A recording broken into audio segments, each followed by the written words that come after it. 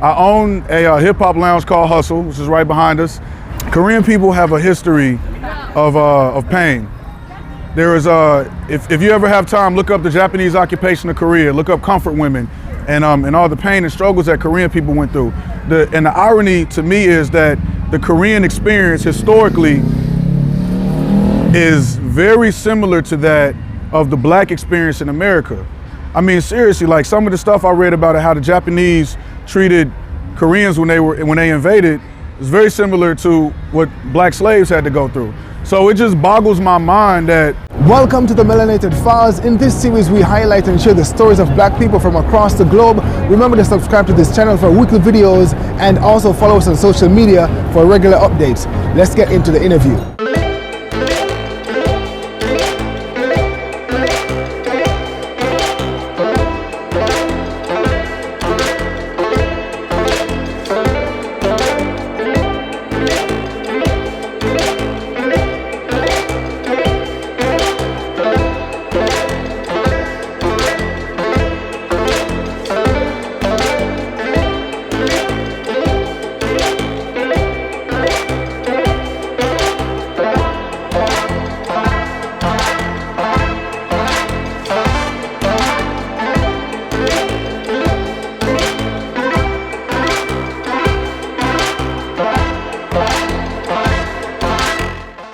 My real name is Jason Waller, and my nickname, stage name, is Pinnacle the Hustler.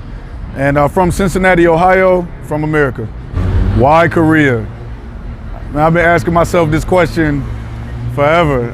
I don't know, man. I keep getting opportunities out here, you know? And when you get an opportunity in front of you, it's just stupid not to take it. So I just kept taking opportunities, and those opportunities led to other opportunities. So I took those opportunities, and then it led to other things. So I just kept taking it. It kind of became like a snowball. So things just kept happening for me in Korea. It's almost like Korea chose me. What do I do in Korea? I own a hip hop lounge called Hustle, which is right behind us. And Hustle is actually a really chill place. People just basically come, smoke hookah. We got games in there. A lot of times people be coming trying to beat me in dominoes, but I'm undefeated. And if you want to come test that, come see me. And you know, we serve food, we serve drinks. It's a really good time. It's a great environment for people. Show me the lounge. Let's go up there. Bet, I got it.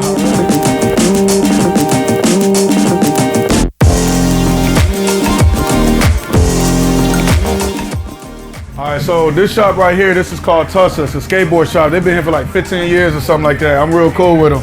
What up, what up? What up? Yeah, so it's Tussa Skateboard Shop. Word. All right, man. All right, man. I'll see you, all right?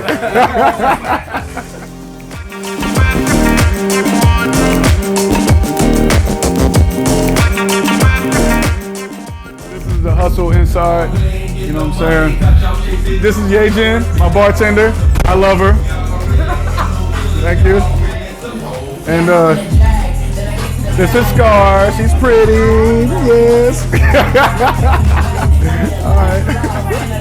All right, let's go upstairs.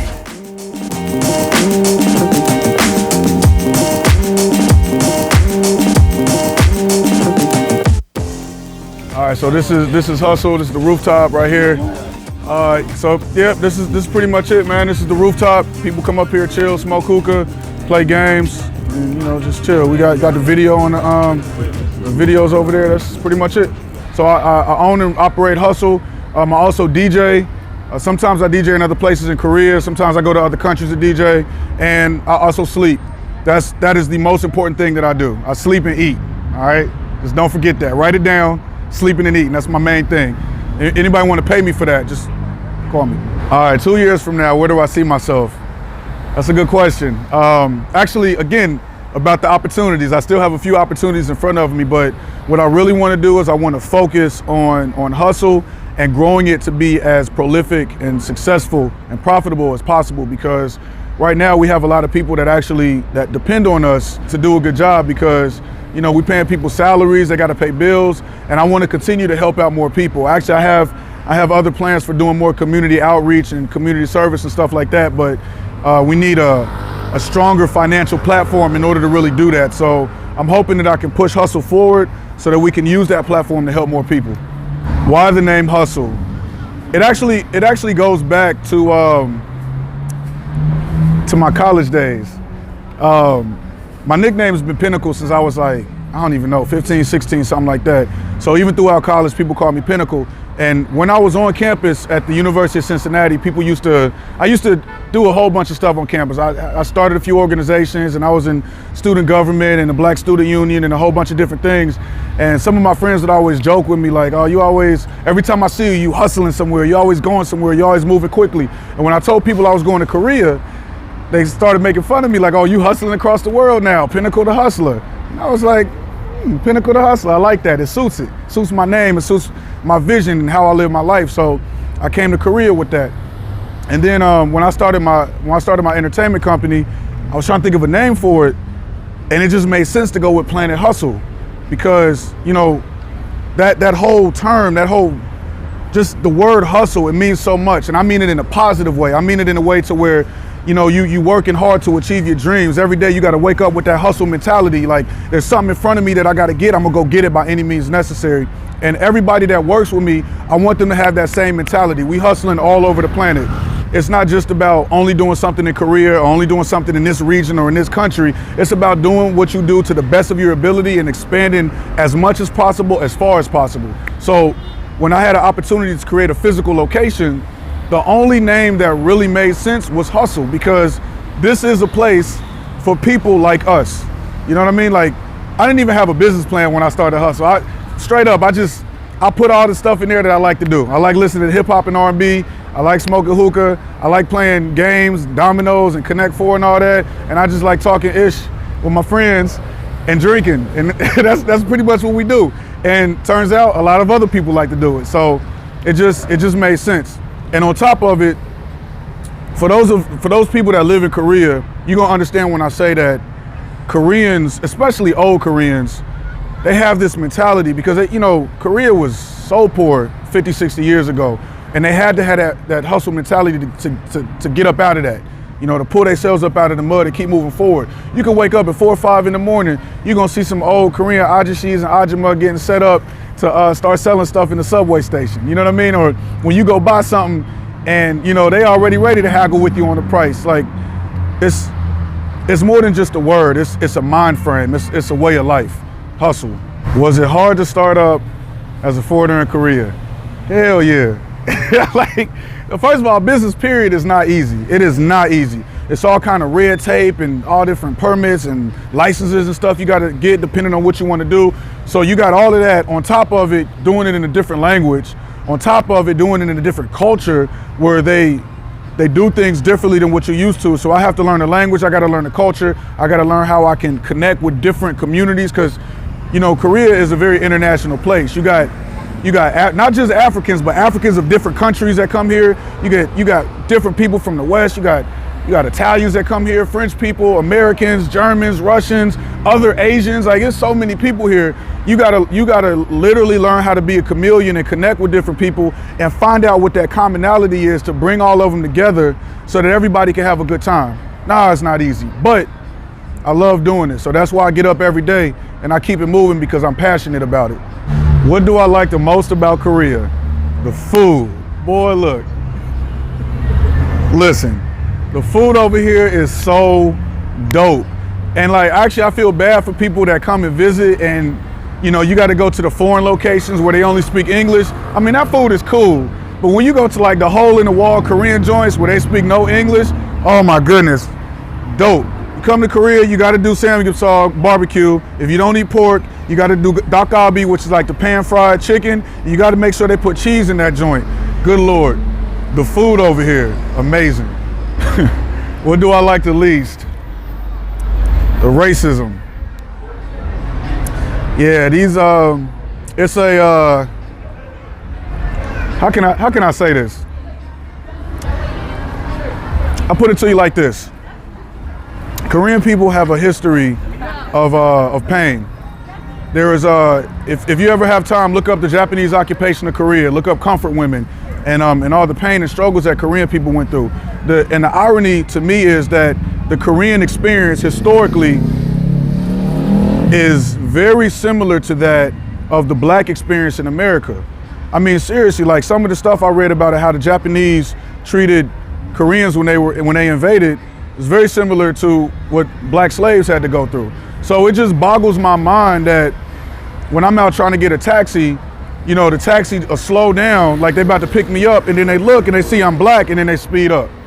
You know what I'm saying? Or like the way that people treat me sometimes, like they talk differently to my white friends than they'll talk to me or to some of my other black friends. Or they talk differently to Korean people than how they talk to me. It's just the way that they treat us is different. And it's like, maybe you don't know my history, but we actually really similar. So that's really the toughest part, because it's like, I don't know, it's weird to me. It's weird. Like, why do you act like this towards black people when we got so much in common? It's crazy. But that's the hardest thing. That's what I like the least. Not even what I like the least. This is what I hate about anywhere, is really the racism. But that's the toughest part about living over here.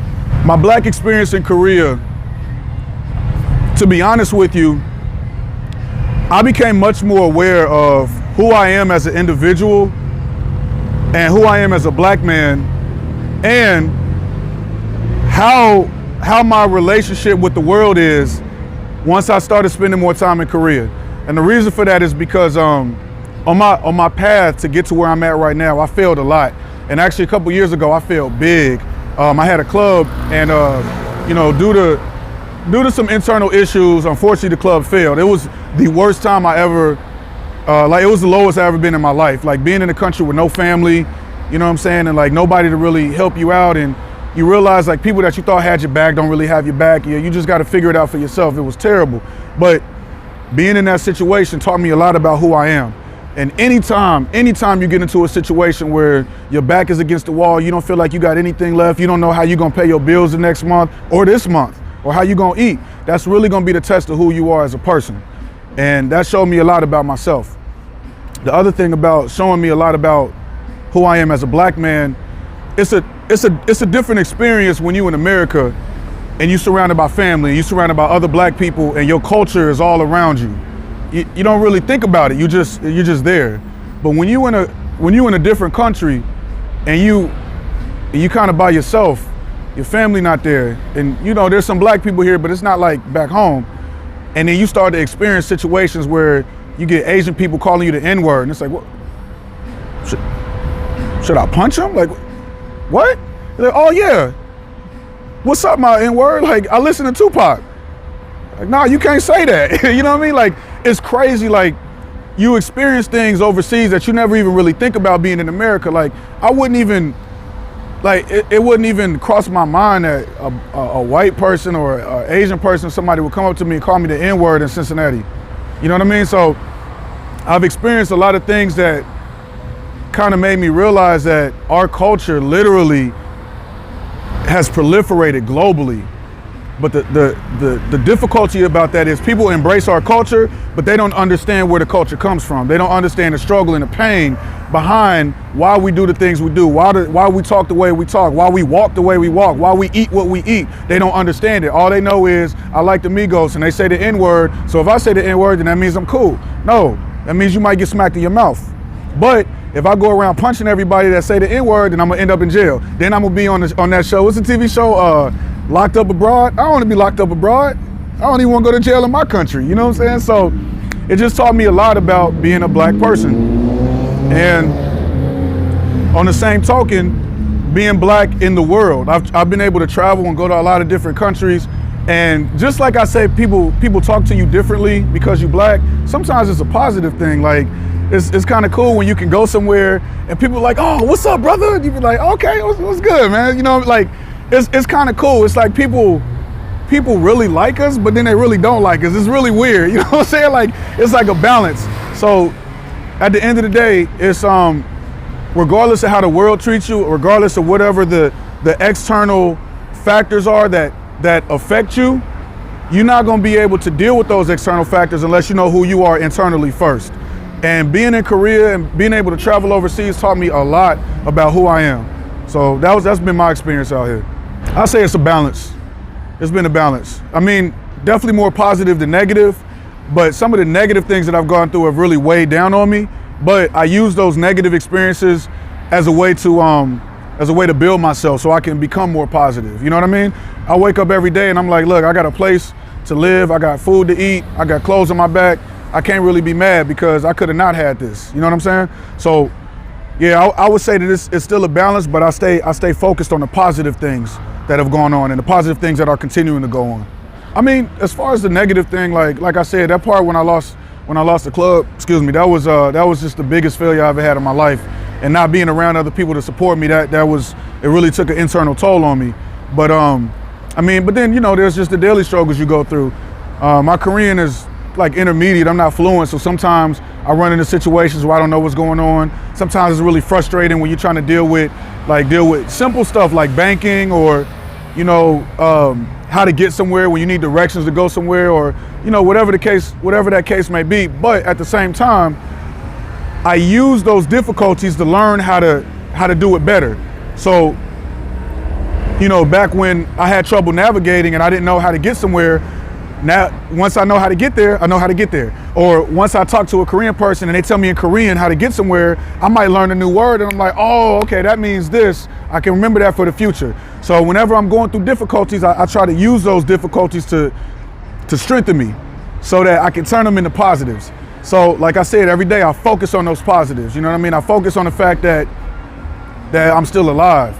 I love being black, you know what I mean? So every day I wake up, I'm winning, you know what I mean? I'm alive, I'm 6 feet above ground, I got my own business. I got some really dope friends here. The staff that work with me, they real dope. My partner is dope. So I focus on those positive things and that's what keep me moving. And I like to smile and laugh a lot, that helps out too. Yeah, my partner is Korean. Yeah, I got a lot of funny stories. I don't know, man, like seeing Korean people wear do-rags, that's funny. You know what I mean? Or, this one time, I was out in this spot called Hongdae, and this Korean dude comes up to me, and he's like, "Oh, what's up, man? What's good, bro?" Yeah, like doing all this hip hop stuff that he probably saw on TV, and I'm just looking at him like, "Oh, konnichiwa," and he was like, "Oh, dude, that's effed up, man. Why would you say that to me?" And I'm like, "Why would you say that to me? Are you mad at me for looking at you and being like, oh, this is an Asian person. Let me greet him in a way that I think is appropriate." You see what I'm saying? And dude kind of looked at me like, I'm like, do you talk to other people that way? I know you don't. I can tell by the way you said it. That's not how you usually talk. You feel me? So it's like situations like that. See, it's black people coming by. They're trying to get in the shot. Can we get in? He's a videographer. What's up? Hi, This is the best part about being black in Korea. What's going on? What's up, boy? You already You good? What's up? Y'all going in the hustle? All right, bet. I'll see y'all up there. All right, no doubt. That's the best part about being in hustle. Like for real, like the camaraderie, because there's not a lot of us out here. You know what I'm saying? So you know how. I mean, I know people that's gonna be watching this film already know when you're traveling or when you go somewhere, you see black people, you be like, hey, I see. Even if you don't talk to them, you just be like, I see you. You know what I mean? Like that's dope. I love that. Man, you know what? I'm gonna be honest with you. It's the whole balance thing. Some Korean people do not like us. Like I've had friends that, you know, have married Korean people, Korean women or Korean guys, or they're dating Korean guys and their families cut them off. You dating a black dude, I'm not messing with. They cut off their own family because they're dating a black person. It's crazy. So culturally, they don't mess with us, unfortunately. But there are some Koreans that really care about being fair to people. They really care about trying to treat people equally. And those are the people that I really respect. And then you got a lot of Koreans that really do like black culture. You know what I mean? They really into hip hop and they like our style and, you know, they like where we come from and stuff like that. So they try to you know, be connected with that. So everything is a balance. Like you're gonna have people that hate you, you're gonna have people that love you. Just stay away from the people that hate you. I'm gonna tell you right now, my dude Gabby, if you in Korea and you need to get a haircut, go to Gabby's barbershop in Itaewon. My dude Gabby, I always go to Gabby or Sule. All the barbers are cool, but you know my two dudes is Gabby and Sule. They be hooking me up, and then you know sometimes I can't go all the time, so I gotta shave myself. I did it this morning. How I look? I'm straight. I'm good. I say a thumbs up. Thank you. So yeah, they always get me straight, and then I just shape myself up throughout the week, and yeah, that's pretty much it. But yeah, Gabby's barbershop is where it's at. They're African. Yeah, I think I think Gabby and Sule from Ghana. I don't know where Ernest from. He might be Ghanaian too. I'm not sure, but it's an African barbershop, but they do all kind of styles. You know what? You can run red lights and not get pulled over. That's why it's crazy to me. I see taxi drivers and just people in regular cars just running red lights. They do not care, and I'm just like, that is in front of the police. It's wild. And every now and again, I see the police pull somebody over, and it's just a shock to me. I'm like, dang, they actually pulled somebody over today. This is crazy. But yeah, I think that's the crazy. Nah, you know what? The biggest difference, matter of fact, is the safety. Biggest difference is the safety. I remember talking to my cousins. They don't even believe me when I tell them you can walk around 2 in the morning, both headphones in your ear, nighttime, and be straight. They didn't believe me. They was like, nah, we don't believe you. But I'm like, for real, like, you really can't do that. If you was a woman, I wouldn't advise doing it. No disrespect, but you know, violence towards women or you know, female-related crimes, unfortunately, statistically, are higher than they are towards men. Because it's a lot of cowards out here that find women to be easy prey. But in general, it is a lot safer in Korea than it is in America, most definitely. If I could change one thing in the world, I would change the fact that our currency globally is not connected to anything fiscal or anything physical. So, you know, money used to be connected to gold. So if you had a paper bill that was $20, that's $20 worth of gold. But right now we have something called fiat currency, which means the currency is just created out of thin air, right? So the American Federal Reserve, they just print money. China, they just print money. Russia, they just print money. And they're like, all right, we got more money now, let's spend it. So obviously it's causing all kinds of, I mean, this is clearly a different video, but the point that I'm trying to make is we have a lot of problems in our world because of capitalism and people being too greedy and people wanting more money. Money doesn't even exist. If you really go down to where it comes from, it doesn't even exist. It's literally just paper. Like, I could pick up some paper off the street and write on it and be like, this is my money. So yeah, I would say that money needs to be backed by gold again, but it's not gonna happen because we're too far gone. But if that was possible, that's what I would like to change in the world. It would alleviate so many problems that we're having globally. If it was one person dead or alive that I'd like to have a chat with,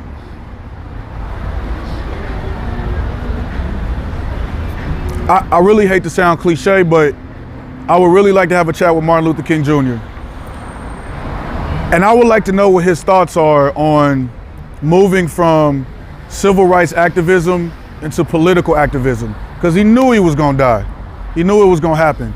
And I would like to know, like, right before he made that decision to do it publicly, what was going through his mind? Like, are you really willing to lay down your life to say these things, to affect our entire culture, our entire history like that? I just want to know what was in his mind right before he started making political speeches, because that's just crazy to me to, you know, you got all these people that are rallying with you. They're like, yeah, civil rights, equality for all. And the government's like, all right, cool, let the little black people get their little equal treatment. But then as soon as he started talking about wars and our economies and the government, he knew he was gonna die. What is going through your mind knowing that you're about to move into this next area of your life and you got a family that you got to provide for, you about to leave them? I would really want to know what he was thinking. My proudest accomplishment definitely is hustle. Yeah, it took a lot of hard work to put this together, and I'm still working on building it, still working on, you know, pushing it. But I mean, I'm just blessed that I even have something tangible, you know what I mean, that I can work on. So my proudest accomplishment is definitely hustle. The biggest lesson I learned in life: sometimes you gotta man the F up, straight up. We all have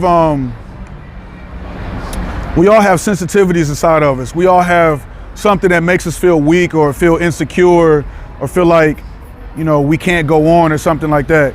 And sometimes you just got to look in the mirror, you got to look at yourself and tell yourself to man up. You got to man up and do what you got to do. Whatever it is that you got to do, figure it out.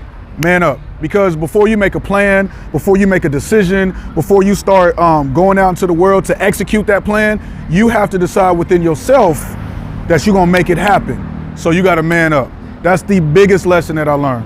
My earliest memory, putting a plug in my mouth I don't know why I did it, and I don't know why I remember that, but I was like 2 or something, or 3. And I just remember I put a plug in my mouth. My mom and dad was like, get that out your mouth. And she slapped, I don't think she slapped me. She probably slapped my hand or something. But maybe that's why I remember, because I was like, Dad, did she just slap me? But yeah, I don't know why I remember that. That's just what it was. If the world is listening, what would I say to the world? There's 2 lessons that you need to remember in life in order to be successful. Work hard and be good to people. You do those 2 things, you won't fail. Making chicken.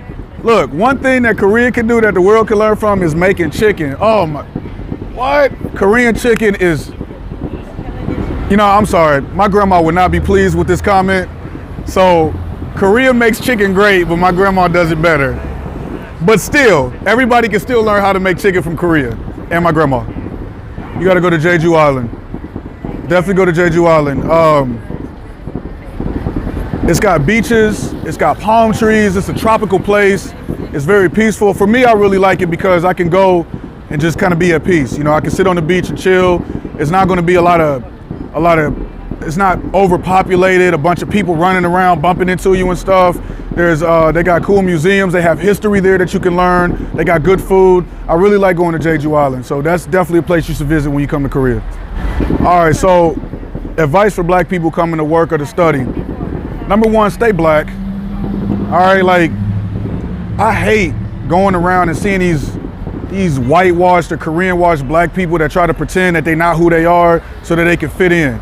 You don't gotta fit in. You need to fit in with yourself. Be who you are first. All right, so always be true to yourself. Number 2, don't let ignorant people get you down. Don't let them negatively affect you. You know what I'm saying? Like, once you let other people infiltrate your mind and make you feel bad, then you're not gonna win, right? In any game, life, checkers, chess, you always win based on where your mentality is. So don't let other people influence you negatively. And number 3, don't let nobody play with your money.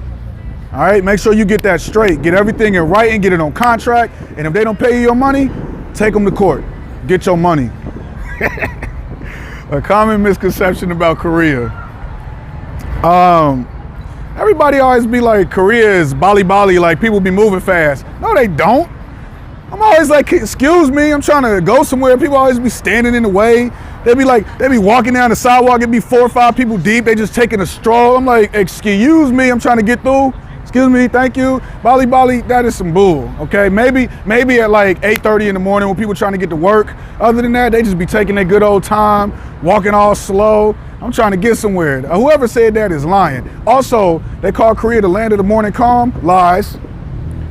It is not calm in the morning times. It's nuts. It is nuts. Come to Korea, 8:30 in the morning, it's crazy. You might die. For real, you're gonna get hit by a taxi or something like that. It's crazy out here, yo. You know what? I think something that should be getting more media coverage is the issue that Korea is having with, I don't even know how to put this in a nutshell. Basically, they're having this problem with the low birth rate. But if you're a single mother, if you're not married and you have a kid, then the whole culture just shuns you. They just completely cut you off. Your family, your friends, you could get fired for having a baby and not being married. So there's a high rate of illegal abortions that happen. Korea is actually set to make abortion legal. And I mean, I have my personal feelings on abortion, but regardless of how I personally feel, I do believe that everybody has a right to make their own decision. And whatever the legal or political or religious ramifications are, you still should have your own choice. You should be able to make your own decisions. But a lot of women are getting pregnant, and the man just leaves. He disappears because he doesn't want that stigma of being a single father, or he doesn't want to marry a woman. And then she's forced with this decision: do I give the baby away? Do I abort it? Do I keep it? If I keep it, then that means I'm cut off from everything that I've ever known for my entire life. And I just saw a documentary the other day about this thing called a baby drop box, where you literally can take a baby, open this box, put the baby in, close the box, and somebody takes the baby. This is really a thing out here. So I think that's something that really needs to be addressed. And it's not even just a matter for government. Like it's a cultural thing too. It's like, oh, you're pregnant? we not messing with you no more. It just causes so many issues. I don't have the answers for it, but I do think it's something that needs a little more attention. The biggest risk I've taken is deciding to stay in Korea when I had nothing. I could have just went home and got a job and just worked at somebody's office or something like that, but I would have hated myself. I would have hated my life. And like I said, it was that pivotal moment in my life where I had to make a decision. I had to man up and decide on what it is I want to do. Do I want to follow my passion or do I want to go play it safe? So I decided to stay, follow my passion, and it ended up working out. What is dating like out here? Honestly, I don't know. I never dated a Korean girl. I mean, no disrespect. You know, it's not like I be looking at Korean girls like, ew, it's not like that, but I just, I don't know, I never dated a Korean girl, so I don't know, I don't really know what dating is like, but from what I've heard from my other friends that have dated Korean girls or have dated Korean men, you basically get to know other people through mutual friends. So if girl A is right here and I like her, I gotta see if I have a friend that is friends with girl A, so I can tell that friend to hook me up, you feel me? But then if I do get hooked up with her, her parents might not mess with her no more because she's talking to a black dude, you know? So, but I've also heard good stories where the family is very accepting and they're like, oh, it's okay, you're black, yo, it's fine, you know, just don't rob us. I'm just playing. But, you know, like there have been good stories that I've heard. There's been a lot of negative stories, but personally, I don't know, because I've never been involved in that kind of situation. Even right now, like whether foreign or Korean, I really had a time or even the emotional capacity to commit to a relationship right now. But ask me in a year, it might be a different story. How long have I been in Korea? Man, I don't know. Actually, I came here twice. This is my second time in Korea. The first time I was here, I first came at the end of 2008. I stayed for about like 3.5 years, I think. Then I went home for a few years and I came back to Korea. So I guess total, it's been like, it's been like 7 years total. It's crazy. All right, something that I'm good at that's not well known. I'm really, really good at pretending like I know what somebody's talking about when they speaking in a different language, even though I have no idea what's going on. Oh yeah, okay, yeah, all right, yeah, I feel you. Yeah, I don't know what's going on. I'm really good at that. So you can follow me on Instagram at Pinnacle the Hustler, and if you just search online, just search for Pinnacle Korea, Pinnacle Seoul, Pinnacle the Hustler, like all my stuff will come up. Facebook, Instagram, all that stuff. So just search for me online.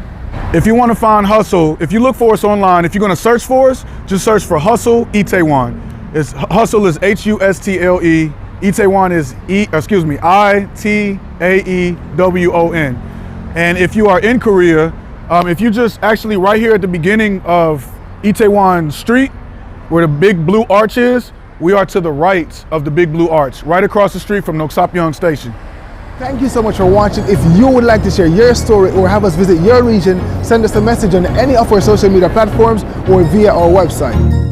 That's good.